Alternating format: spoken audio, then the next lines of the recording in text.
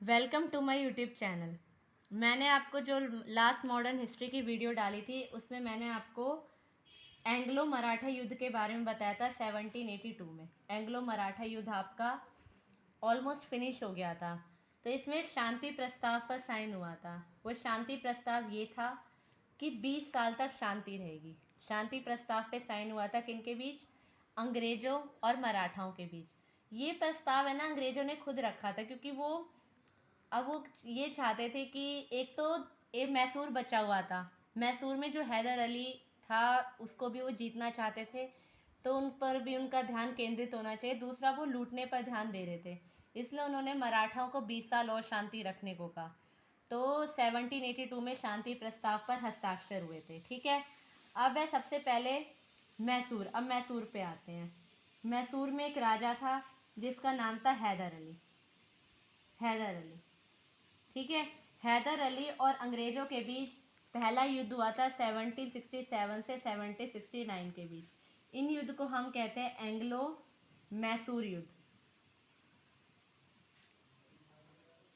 Anglo Mysore युद्ध कहते हैं। ये एंग्लो मैसूर का पहला युद्ध था अंग्रेज़ों और हैदर अली के बीच।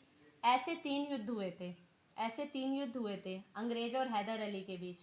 पहले युद्ध में हैदर अली हार गया था। हालांकि हैदर अली बहुत दिमाग से काम लेता है और कहीं ना कहीं अंग्रेज़ों को वो हरा देता है।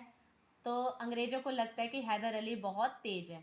फिर हैदर अली की मृत्यु हो जाती है। हैदर अली की मृत्यु हो जाती है, ठीक है। हैदर अली की मृत्यु होती है। उसके बाद जो उसका बेटा होता है टीपू सुल्तान, वो सम्राट बनता है। ठीक है, टीपू सुल्तान ना उतना स्ट्रांग नहीं था जितना हैदर अली स्ट्रांग था। तो टीपू सुल्तान बहुत कोशिश करता है किनसे? फ्रांसीसियों से हेल्प मांगने की। जैसे ये पता लगता है अंग्रेज़ों के खिलाफ फ्रांसीसियों से हेल्प मांगता है, जैसे ही पता लगता है अंग्रेज़ों को कि ये फ्रांसीसियों से हेल्प मांग रहा है, तो अंग्रेज़ और इनके बीच युद्ध होता है। तो 1799 में इलाहाबाद की संधि होती है, और उसके साथ जो टीपू सुल्तान का जो मैसूर होता है वो अंग्रेज़ों के हाथ में आ जाता है, और इससे टीपू सुल्तान हार जाता है और उसकी डेथ भी हो जाती है। ठीक है, अब इसके बाद आता है कि इन्हीं इन्हीं 20 सालों में वो धन की निकासी शुरू करते हैं। मतलब ये था कि अंग्रेज़ पहले सोना चांदी लेकर आते थे और हिंदुस्तान से सामान खरीद के लेके जाते थे। अब उन्होंने धन की निकासी शुरू कर दिया। धन की मतलब पैसे का लेन देन। पहले वो सोने और चांदी का लेन देन करते थे, अब वो पैसों का लेन देन कर रहे हैं। ठीक है, अब इसके बाद 1802 पर आते हैं। देखिए 1802 में फाइनली मराठाओं के बीच और अंग्रेज़ों के बीच युद्ध होता है। फाइनली मराठाओं और अंग्रेज़ों के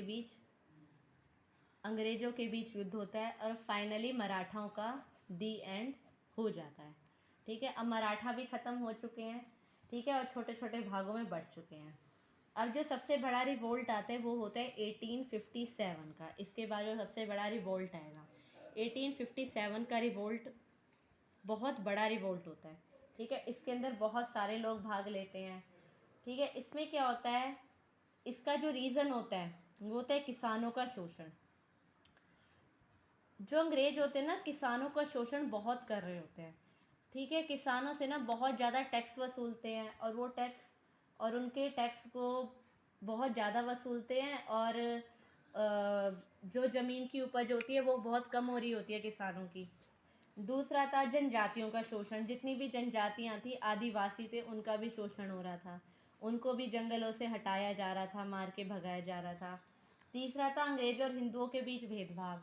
किसी भी नौकरी में वो उच्च पदों पर अंग्रेज़ों को रखते थे, और जो नीचे पद होते थे जिसमें मेहनत ज़्यादा होती थी और सैलरी कम होती थी, उनमें हिंदुओं को रखते थे। अंग्रेज़ और हिंदुओं के बीच भेदभाव करते थे। हिंदुओं के बीच भेदभाव, ठीक है। और जो सबसे तत्कालीन कारण वो था चर्बी वाले कारतूस। चर्बी वाले कारतूस। अंग्रेज़ों ने एक हथियार बनाए थे ईस्ट इंडिया कंपनी की सेना के लिए।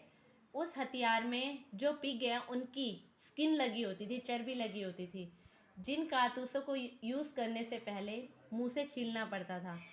तो जितने भी ब्राह्मण थे, जो लोग थे हिंदुओं को जो नॉनवेज नहीं खाते थे, उनको इन हथियारों को यूज़ करने में बहुत दिक्कत हो रही थी, वो इन हथियारों को यूज़ नहीं कर पा रहे थे। इसलिए इसी वजह से 1853 में फांसी भी दी गई थी। किसको? मंगल पांडे को, क्योंकि उन्होंने इन कारतूसों को यूज़ करने से मना कर दिया था। ठीक है, ये सबसे मेन कारण था।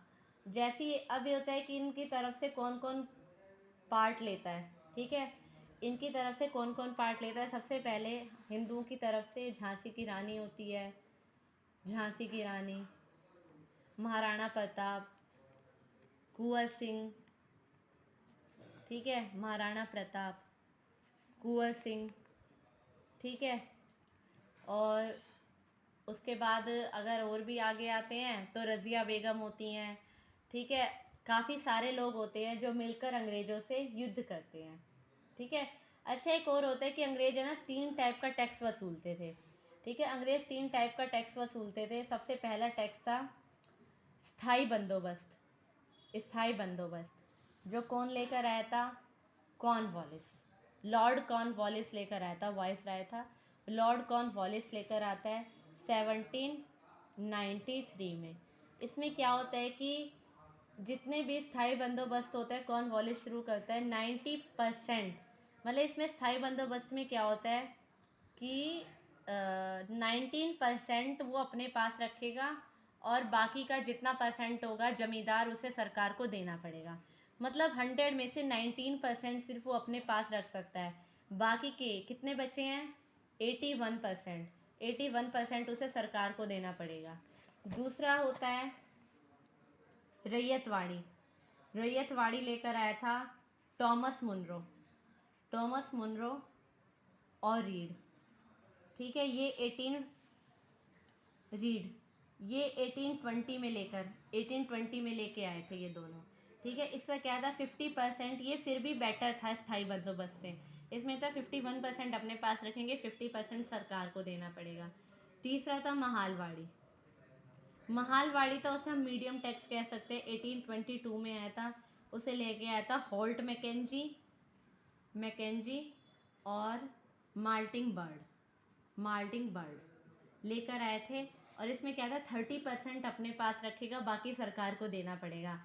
अगर हम इन तीनों टैक्स को कंपेयर करते हैं तो जो सबसे बेटर टैक्स था किसानों के लिए वो था रैयतवाड़ी। और अगर हम अंग्रेज़ों की बात करते हैं तो अंग्रेज़ों के लिए सबसे बेटर टैक्स क्या था? स्थाई बंदोबस्त। तो इसमें सबसे ज़्यादा प्रॉफिट इन्हें हो रहा था। इसके बाद का मैं आपको नेक्स्ट वीडियो में बताऊँगी। धन्यवाद।